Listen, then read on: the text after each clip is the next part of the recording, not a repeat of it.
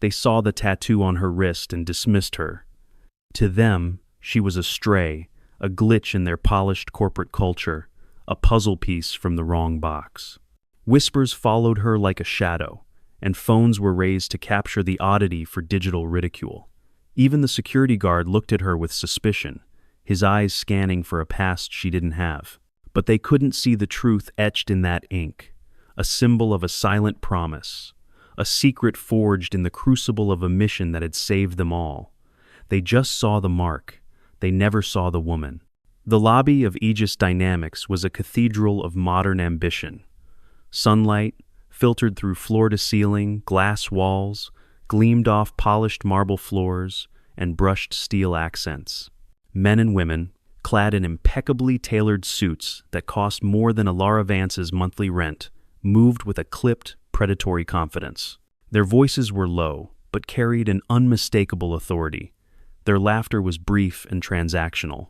The air itself seemed to hum with the energy of power, innovation, and immense, world-altering secrets. It smelled of expensive coffee, subtle cologne, and freshly printed money. And in the corner of this gleaming arena, Alara Vance felt profoundly, achingly invisible. She sat on a low-slung leather sofa that felt more like a display piece than furniture, her hands folded neatly over the worn strap of her satchel. The cream-colored blouse she'd chosen with such care that morning now felt hopelessly plain, a single wrinkle near the collar screaming its inadequacy. Her charcoal gray slacks, a practical choice for the long bus ride, bunched awkwardly at her ankles above a pair of scuffed but sturdy flat shoes. Her light brown hair was pulled back simply, without artifice, framing a face devoid of makeup. There was a quiet intensity in her hazel eyes, but it was veiled by a posture of deliberate unobtrusiveness. At 28, she possessed a stillness that made her seem younger, as if she were still learning the basic geometry of how to occupy space without apology. This job was supposed to be the culmination of everything. Years of night classes after grueling day jobs, earning certifications one by one, fueled by cheap coffee and the stubborn refusal to fail. Freelance coding gigs had paid the bills, but Aegis Dynamics was the goal, a stable, challenging career where her skills, not her presence, would be the only thing that mattered. She wasn't here to climb a social ladder or make a statement. She just wanted to do the work, keep her head down, and finally build a foundation on solid ground. She clutched her satchel a little tighter, her gaze fixed on the intricate patterns of the marble floor, counting the veins of gray that spiderwebbed through the white. She didn't look up, didn't invite interaction. She just waited for her new life to begin. But invisibility is a fragile shield. As she reached for the stack of onboarding documents on the low-glass table, the sleeve of her blouse slid back an inch, perhaps two. It was a small, insignificant movement, but it was enough. Exposed on the pale skin of her inner left wrist was a tattoo. It was no bigger than a quarter. A dense and intricate design of interlocking geometric lines, sharp angles and precise curves, forming the abstract shape of a hummingbird in flight. It was stark black against her skin, a mark of deliberate permanence in a world of transient impressions. The first to notice was the receptionist. Her nameplate read Jordana, and she presided over her domain of polished mahogany and ringing phones with the air of a monarch. Her lipstick was a perfect, merciless slash of crimson, her blonde hair sculpted into a helmet of professional poise. Her eyes, sharp as shards of glass, caught the flash of black ink. Her professionally warm smile twitched, just for a fraction of a second. "Oh," she said, leaning forward conspiratorially. Her voice was a confection of sweetness laced with arsenic. "A tattoo. That's edgy." Alara glanced up, her hazel eyes meeting Jordana's for a brief, steady moment. She offered no explanation, no smile, no apology. A flicker of something unreadable passed through her gaze before she simply pulled her sleeve down, the motion smooth and practiced. She returned her attention to the forms, her pen hovering over the first line. The silence from the reception desk was more potent than any words. Jordana raised a perfectly sculpted eyebrow, her unspoken judgment hanging in the air. Then she turned to a coworker who was sorting mail nearby, her whisper a stage production designed to be overheard. "You see that? I guess human resources is really scraping the bottom of the barrel now. Standards are slipping. The words were tiny, sharp needles against Alara's skin. She felt a familiar cold knot tighten in her stomach, but her hand remained steady as she began to write her name. Ilara M. Vance. The pen moved in slow, deliberate strokes, the ink flowing smoothly onto the crisp paper. It was the only part of her world she could control at that moment. Across the sprawling lobby, the ripple of judgment was already spreading. Kalen, an intern barely 22, with aggressively gelled hair and a tie he kept adjusting as if it were a noose, saw Jordana's disdainful glance. He followed her line of sight to the quiet woman in the corner. He nudged his friend, another intern whose suit was a size too big, and nodded discreetly toward Alara. Then, with the casual cruelty of his generation, he pulled out his phone. He didn't even try to be subtle. He raised it, zoomed in on Alara's arm as she reached for another form, and the click of the digital shutter was barely audible above the lobby's hum. A second later, the Aegis Dynamics junior staff internal chat group lit up. Kalen, get a load of the new hire. Welcome to the team, street rat.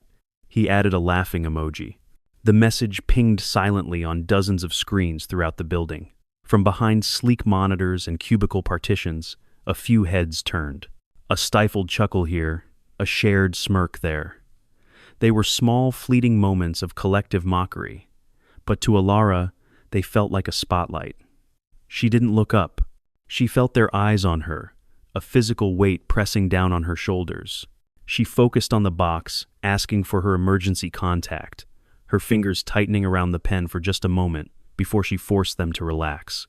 The institutional disapproval came next, personified by a security guard named Carl. He was a burly man with a buzz cut and a presence that seemed to absorb the light around him. He walked over to her, his heavy boots making no sound on the plush rug near her sofa, and stood just a little too close, his shadow falling over her papers. "Ma'am," he said. His voice was a low, gravelly rumble, devoid of any warmth. That tattoo. It wasn't a question. It was an accusation. Alara slowly looked up, her expression calm, almost clinical. She waited. "Is there any criminal history associated with it?" he asked, his voice blunt. "We do thorough background checks here. Anything you need to disclose now would be better than us finding it later." The implication was clear. The ink on her skin was a signifier of deviance, a brand of the underclass. It was a gang sign, a prison marking, a relic of a life incompatible with the sterile prestige of Aegis Dynamics. A deep, weary sigh threatened to escape her, but she held it back. She had answered this question before, in different forms, from different people. Her voice, when it came, was soft, but carried a surprising clarity in the cavernous space. "No," she said simply. Carl squinted, his skepticism etched onto his face. He clearly didn't believe her. He grunted, a sound of profound dissatisfaction. "Protocol requires separate verification for non-standard markers," he announced, his voice suddenly much louder, projecting for the benefit of the other new hires who were now gathered nearby, clutching their leather portfolios and radiating eager, polished professionalism. "Please wait here, apart from the main group. We'll get to you when we can."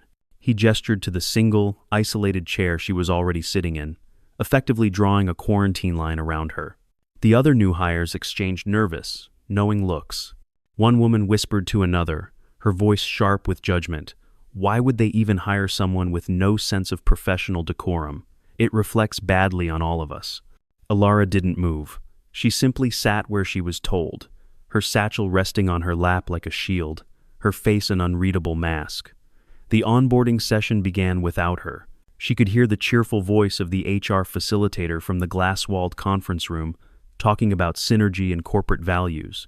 She was an outsider before she had even been granted access. During the first break, desperate for a moment of anonymity, Alara slipped into the restroom. The cool water from the automated faucet felt like a blessing against her temples. She stared at her reflection in the vast, brightly lit mirror. The woman looking back at her seemed tired, the quiet hope from that morning now a distant memory. The heavy door swung open, and the sharp clack, clack, clack of high heels on tile announced the arrival of others. 3 women from the marketing department walked in, their laughter echoing off the pristine surfaces. One, A tall blonde with a designer scarf draped artfully around her neck spotted Ilara at the sink. The blonde, whose name Ilara would later learn was Lauren, let out a short, derisive laugh.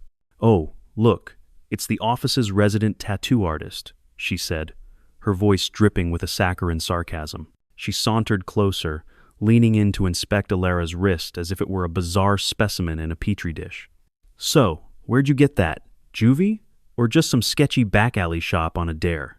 The other two women giggled, one of them making a buzzing noise and mimicking holding a tattoo gun. They were like sharks that had smelled blood, circling for the kill.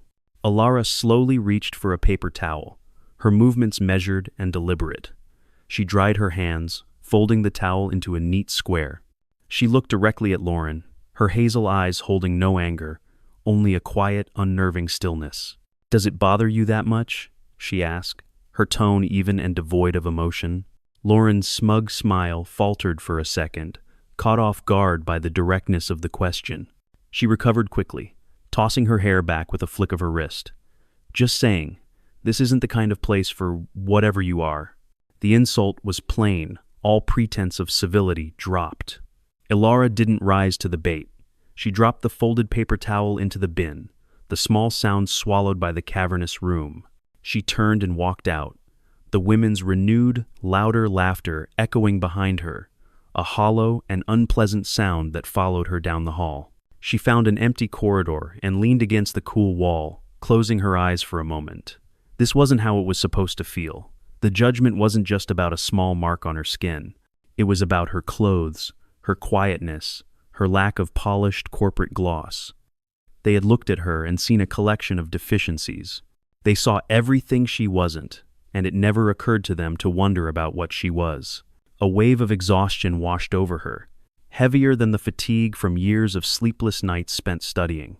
It was the bone-deep weariness of constantly having to prove your worth against a wall of preconceived notions. She instinctively adjusted her sleeve, pulling it down firmly over her wrist, covering the source of their scorn. She stared at the floor, the polished surface reflecting a distorted, blurry version of herself. For a moment, she allowed herself to feel the sting, the quiet ache of being utterly and completely misread.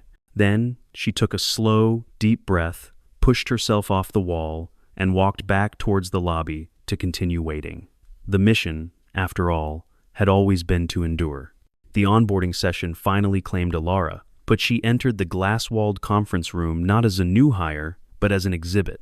She was the last to be processed, the last to receive her temporary ID badge, and she took the only remaining seat at the far end of the long mahogany table, a physical representation of the distance that had already been established between her and her colleagues. The air was thick with the forced enthusiasm of corporate orientation, but the occasional glances thrown her way were cold and clinical. She was a problem to be managed, a deviation from the norm. The session was led by her new supervisor, a woman named Mrs. DeWitt. She was a vision of corporate perfection, her salt and pepper hair cut into a sleek, severe bob that didn't move when she spoke. A single strand of pearls rested on her collarbone, and her charcoal gray suit was so perfectly tailored it seemed molded to her. Her smile was a precise, bloodless line, and her eyes, the color of a winter sky, assessed everything and approved of very little. She moved with the silent, efficient grace of a metronome, her every gesture economical and sharp. When she introduced herself to the group, her gaze swept over each new hire, a brief, assessing flicker. When her eyes landed on Ilara, they lingered for a moment too long. "And Ilara Vance," she said, her tone clipped. "Assistant Systems Analyst." Her gaze dropped pointedly to Ilara's left wrist, where the sleeve had once again crept up a fraction of an inch. "We will need to have a conversation about workplace presentation and brand alignment later." The comment was delivered to the entire room. A few people smirked into their complimentary notebooks.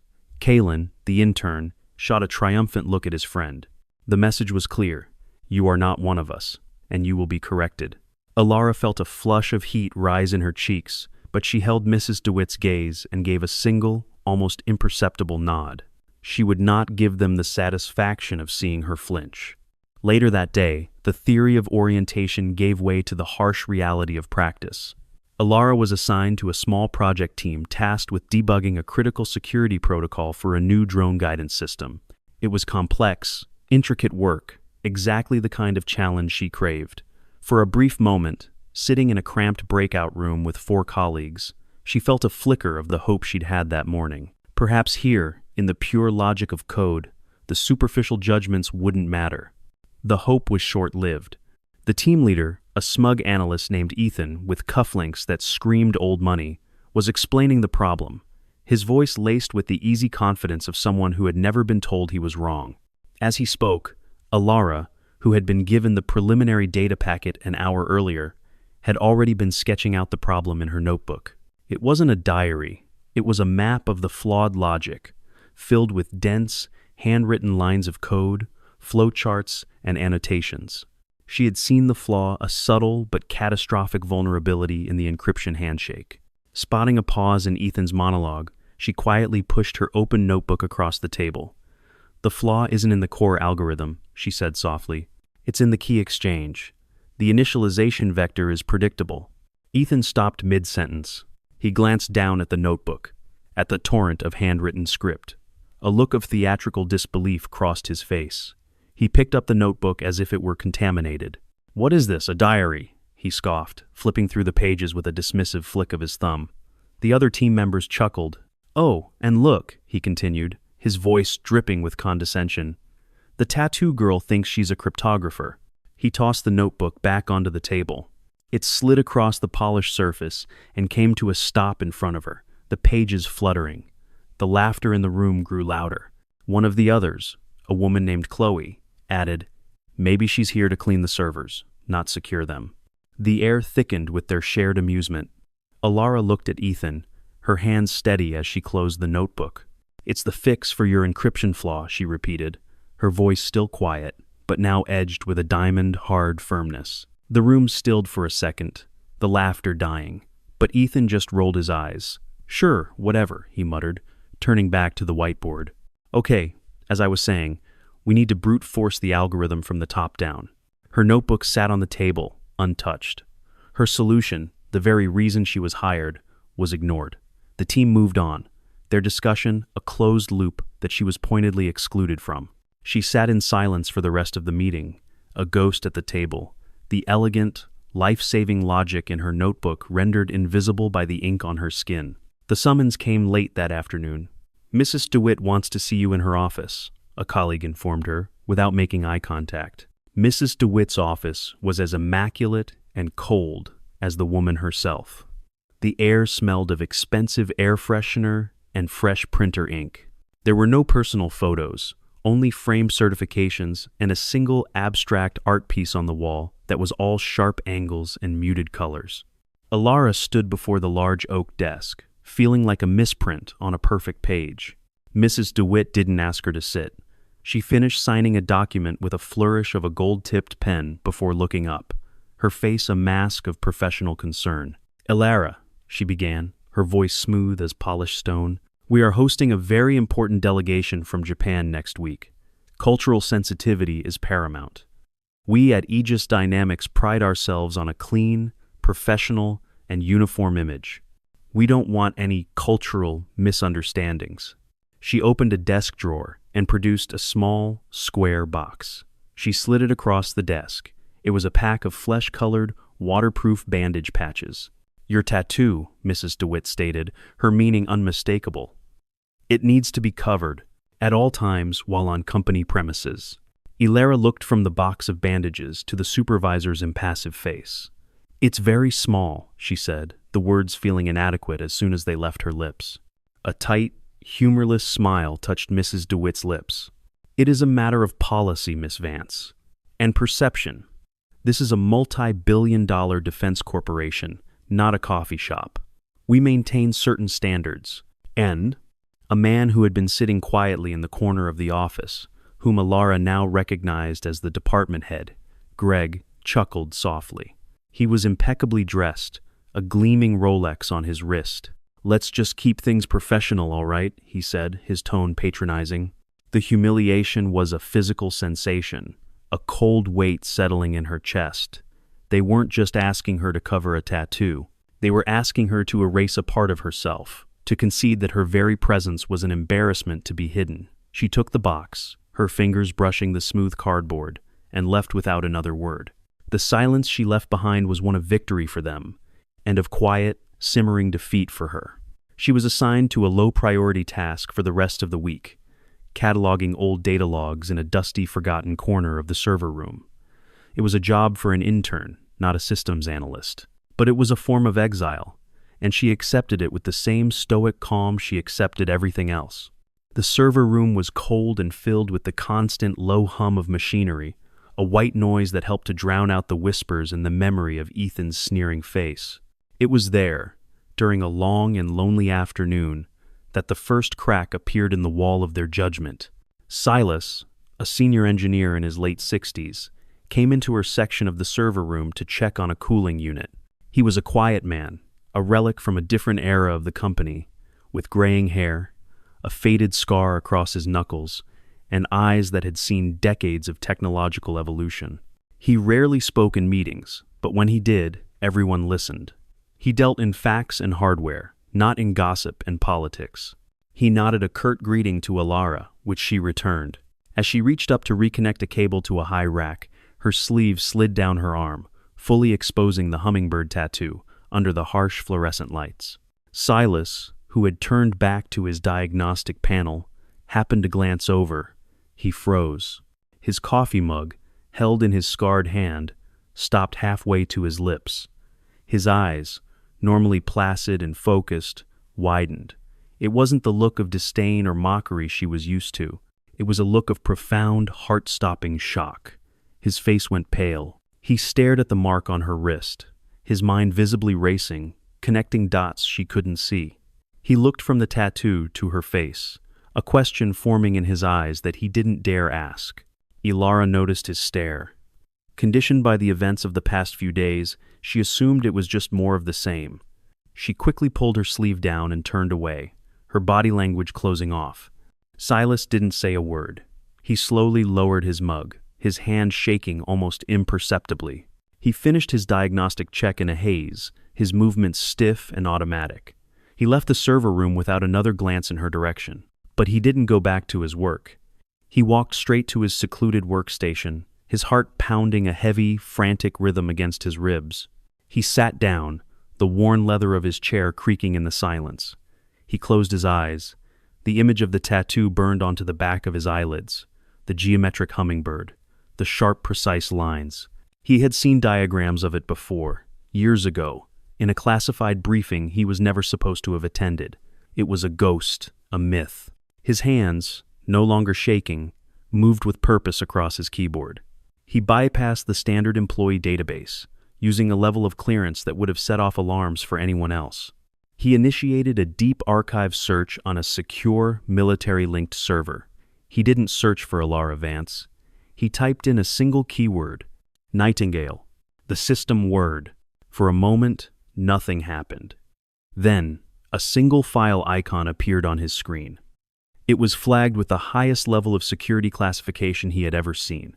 The file name was a string of alphanumeric code, but the title was clear: Operation Nightingale Decommissioned. He clicked on it. Access was denied. He tried again, using a command line override he hadn't used in a decade. This time, a document appeared, but it was almost entirely black. Thick, censorious lines redacted nearly every word. It was a testament to how deeply this secret was buried, but a few words, a few stray phrases, had escaped the censor's pen. Final data relay, encrypted transmission, TSUS, prevented catastrophic failure at grid sector Delta. Silas leaned back in his chair, a cold sweat breaking out on his forehead. His jaw was tight. He looked at the fragments of information, then thought of the quiet, unassuming young woman being treated like a pariah in the server room. No one is allowed to wear that seal, he muttered to the empty room, his voice a hoarse whisper. That unit was wiped from the records.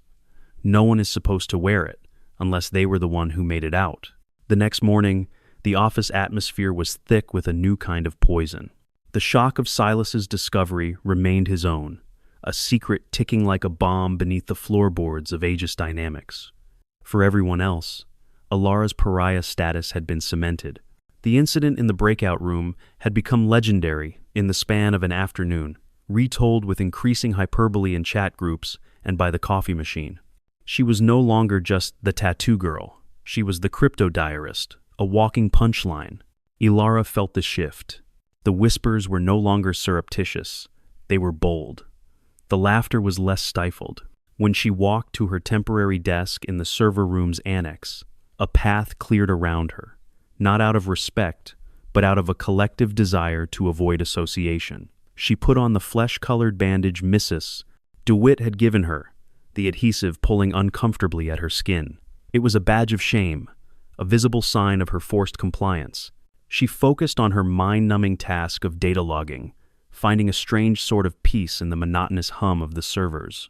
Here, at least, the machines didn't judge. It was just after noon when the tectonic plates of their small universe began to shift. The arrival of Alistair Finch on the main floor was an event. As CEO of Aegis Dynamics, he was less a man and more of a corporate deity, a figure most employees only ever saw in professionally shot video addresses or from a great distance at company-wide meetings. A former colonel in Army intelligence, Finch carried an aura of quiet, unshakable authority. He was in his late 50s, with sharp, intelligent eyes that seemed to miss nothing, and a lean, disciplined build that spoke of a life lived with purpose. When he walked, people instinctively straightened their posture and silenced their conversations. He was doing a walkthrough, flanked by a nervous-looking executive assistant and a department head. His presence was a silent storm, disrupting the office's normal rhythm. He offered a tight, professional smile to those he passed, his gaze sweeping across the sea of cubicles. Alara was unaware of the procession.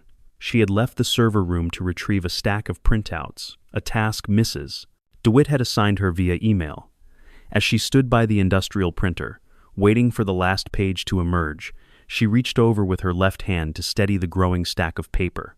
The movement, combined with the stiff fabric of her blouse, caused the bandage on her wrist to peel away at the corner, exposing a sliver of the black, geometric ink beneath. It was at that exact moment that Alistair Finch's gaze fell upon her. It happened in an instant. The professional smile on his face didn't just fade, it vanished, as if erased. He stopped dead in his tracks. His entourage, caught by surprise, nearly collided with him. The department head began to speak, but Finch raised a hand, a small, sharp gesture that commanded absolute silence. The low hum of the office seemed to falter as people sensed the abrupt change in their leader's demeanor. Finch's eyes, sharp as a hawk's, were locked onto Alara's wrist. He wasn't looking at her face, her clothes, or her posture. He was looking at the tiny, exposed fragment of the hummingbird tattoo. His face, usually a controlled mask of executive calm, became intensely focused. A flicker of something ancient and powerful passed through his eyes, recognition, disbelief, and a dawning, terrible awe. Alara, feeling the sudden weight of a powerful gaze, looked up. She saw the CEO of the entire company staring at her, his expression one of unnerving intensity. Her heart leaped into her throat. This is it, she thought. This is where I get fired, right here, in front of everyone. Finch took a slow, deliberate step towards her, his entourage parting before him. The entire floor was now watching, a silent audience to a drama they didn't understand. He stopped a few feet away from her. His voice, when he spoke, was low, but it cut through the silence like a blade. "Miss Vance," he said, his eyes still fixed on her wrist. He gestured subtly to his executive assistant. "My office, now." The command was absolute. Without another word, he turned and strode back the way he came, his long-legged pace forcing his entourage to practically jog to keep up. The office was left in the wake of his passage. The silence he created now filled with 1,000 frantic, unspoken questions. Alara stood frozen by the printer, the warmth of the fresh paper against her fingers, the only thing tethering her to reality. Every eye was on her. She felt 100 pairs of invisible hands pushing her, judging her, condemning her. With numb fingers, she gathered the printouts, her movements stiff and robotic, and began the long walk to the executive suite, a walk that felt like a march to the gallows. Alistair Finch's office was on the top floor, a sprawling corner suite with a panoramic view of the city. It was a space designed to project power, but unlike Mrs. DeWitt's sterile domain, it was filled with history. The walls were paneled with dark cherry wood, the furniture was heavy, comfortable leather, and on a credenza behind his massive desk were a few discreet, framed photographs and a single, polished piece of shrapnel mounted on a wooden base. Alara stood in the center of the room, feeling like a lost child. Finch had closed the heavy door behind them, the soft click of the latch sounding like a vault ceiling shut. He didn't sit down. He walked to the vast window and stood with his back to her, looking out at the sprawling metropolis below. The silence stretched, each second amplifying the frantic pounding of Alara's heart. Finally, he spoke, his voice a low rumble. "Take off the bandage." It wasn't a request. Alara's fingers trembled slightly as she obeyed, peeling away the flesh-colored adhesive. The skin underneath was red and irritated. The black ink of the hummingbird stood out in stark, defiant relief. Finch turned from the window. He walked towards her, his eyes never leaving the mark. He stopped and looked down at it, his expression unreadable. "Operation Nightingale," he said. The words were not a question, but a statement of fact, spoken with a reverence that made the air in the room feel sacred. The official record states there were no survivors from the comms unit. It says the entire program was decommissioned, all personnel accounted for as casualties. The seal was retired, never to be used again. He looked up from the tattoo, his sharp eyes meeting hers. They were filled with an intense, burning question. "So I will ask you this once, Miss Vance. Who authorized you to wear that mark?" The question was a key. Designed to fit a lock only one person could open. Alara's fear, which had been a cold, churning sea in her stomach, began to recede.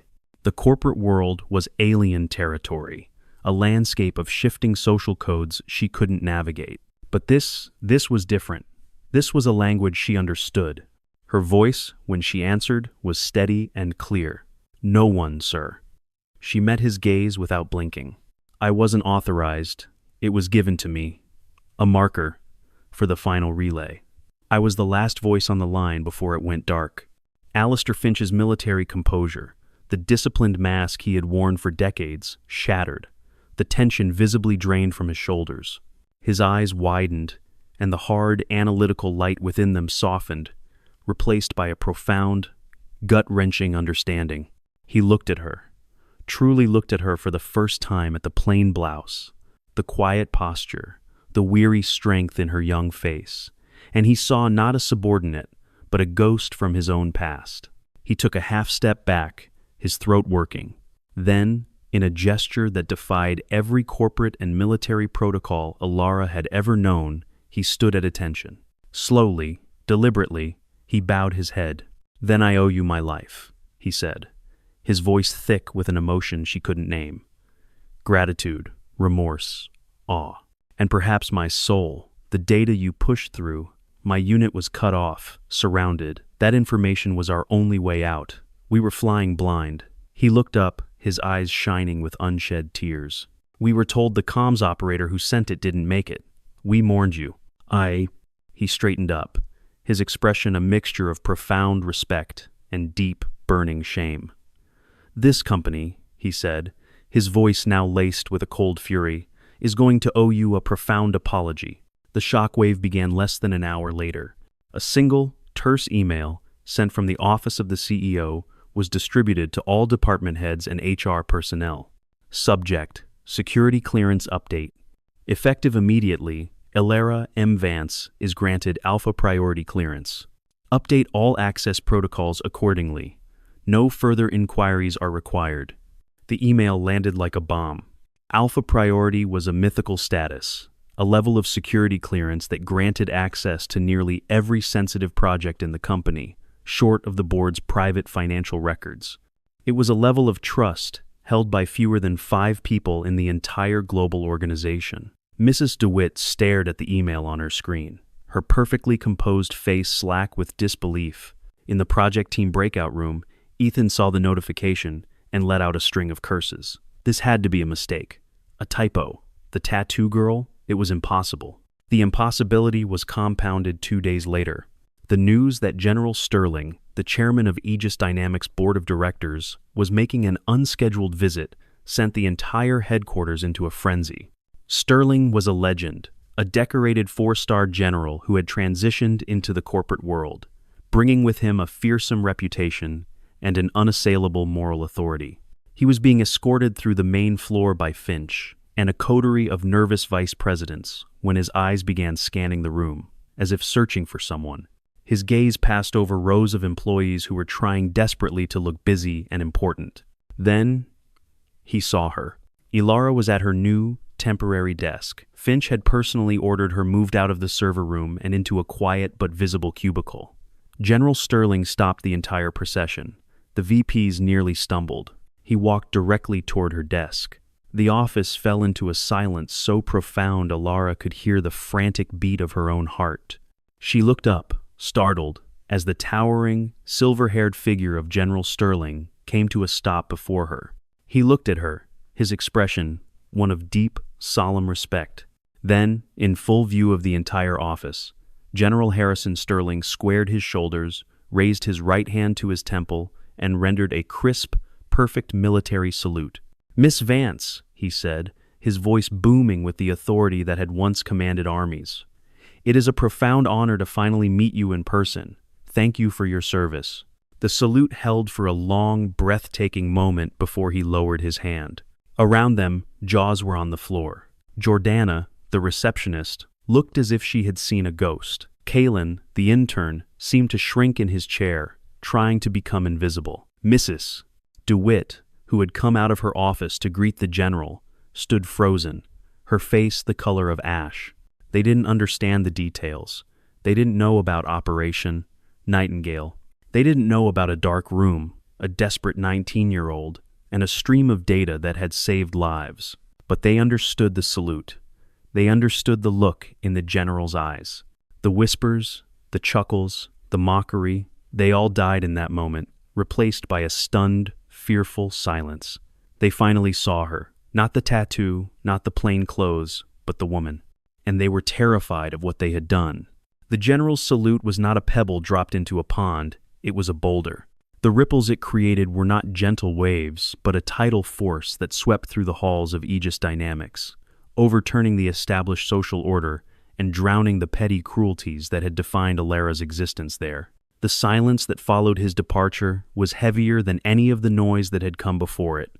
It was a silence filled with regret, recalculation, and raw, undiluted fear. The first to be swept away was Kylan, the intern. Before the end of the day, 2 stern-faced individuals from corporate security arrived at his desk. They didn't speak. One of them simply handed him a box, while the other disconnected his computer. His internship was terminated, effective immediately, for flagrant violations of the company's code of conduct and misuse of internal communication systems. The picture of Ilara's tattoo, which he had so proudly shared, was cited as primary evidence. As he was escorted out, his face a mask of shocked disbelief, he didn't dare look in Ilara's direction. Jordana, the receptionist, was next. She wasn't fired, but her fate was perhaps a more fitting punishment. She was reassigned. The next morning, her familiar post at the gleaming mahogany throne in the lobby was occupied by a quiet, professional temp.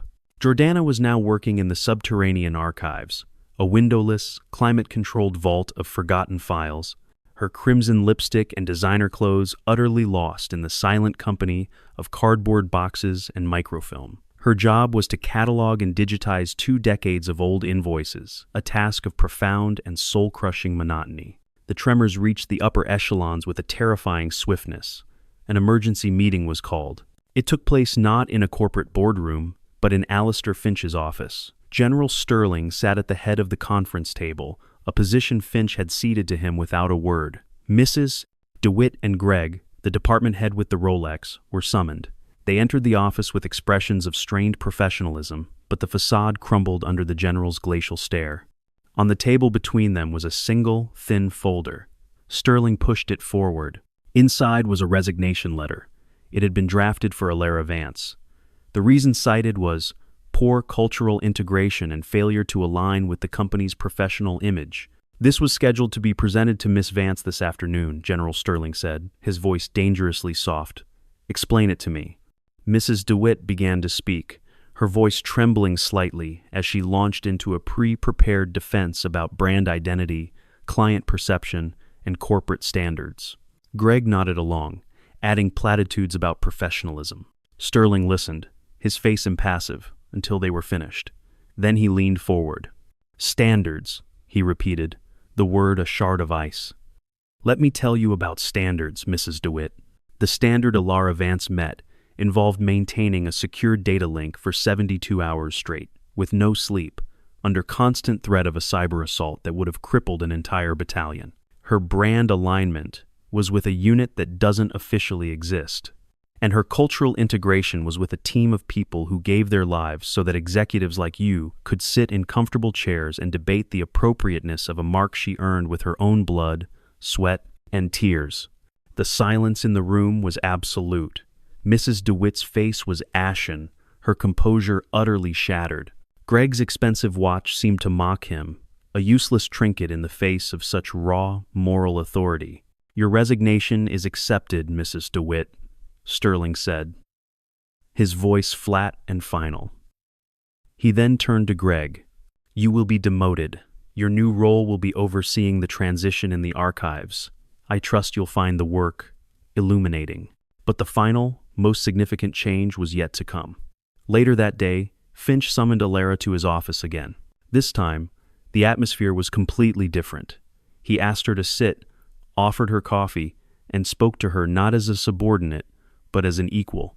General Sterling and I have created a new position, he explained, his tone formal but filled with sincere respect. Director of Internal Security Oversight. It will report directly to me. It comes with full authority to audit any department, review any project, and restructure personnel, as you see fit to ensure that our internal culture aligns with the true nature of our mission, protecting the people who protect us. He slid a formal offer letter across the desk. The position is yours if you want it.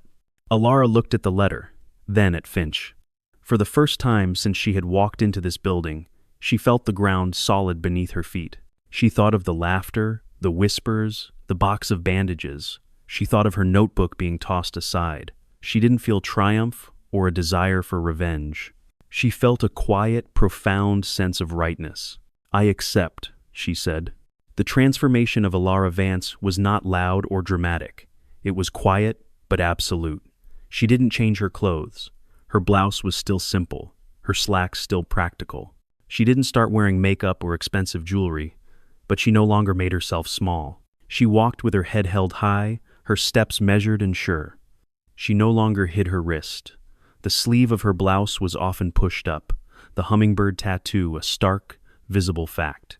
It was no longer a mark of rebellion. It was a badge of honor. People didn't just step aside for her in the hallway. They averted their eyes, as if her gaze carried a physical weight. The whispers that followed her now were not of mockery, but of awe and speculation. She became a legend, a ghost story told in hushed tones in the break room, the quiet coder who was secretly a war hero. Ethan, the analyst who had called her a crypto diarist, tried to apologize one afternoon, cornering her by the elevators. He stammered, his usual smug confidence gone, replaced by a desperate, pleading look. Alara listened to him, her expression calm and unreadable. When he was finished, she didn't offer forgiveness or condemnation. She simply said, "Your encryption protocols are still vulnerable. I expect a full report on my desk by Monday," and stepped into the waiting elevator, leaving him standing alone in the hallway. She moved into Mrs. DeWitt's old office, but she had the severe, abstract art removed, leaving the wall bare. She worked with the same quiet intensity as before, her focus absolute. But now, when she pushed a notebook across the table in a meeting, the room fell silent. People leaned in, desperate to understand the logic written on its pages. Her ideas were not just heard, they were implemented without question. Her voice, once ignored, was now the most powerful in the room. One evening, as she was working late, she walked past the grand lobby. She saw her own reflection in the gleaming glass walls. She saw a woman who was no longer invisible, She hadn't demanded respect. She had simply endured until the truth of who she was caught up with the world around her. The hummingbird on her wrist caught the light. It was a symbol of incredible speed and impossible stillness, a creature that could fly backwards, a tiny miracle of resilience and grace. For the first time, she looked at the mark not as a memory of a painful night, but as a promise to herself that true value is not what is seen on the surface, but what is carried within. And that quiet strength, in the end, is the only authority that truly matters. The whispers had faded, the laughter had died, the cruelty had been replaced by a heavy, immutable respect. She hadn't won a battle. She had simply let the world see the war she had already survived.